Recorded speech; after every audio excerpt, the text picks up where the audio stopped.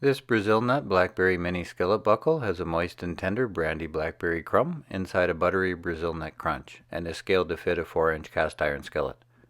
The Brazil nut streusel and blackberry cake batter are made separately.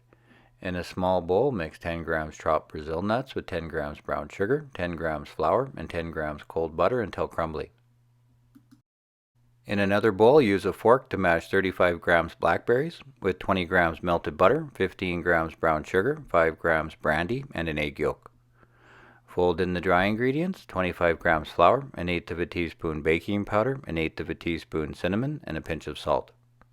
Spread the batter evenly into the skillet, cover the top with Brazil nut streusel, and bake in a 350 Fahrenheit oven for about 25 minutes.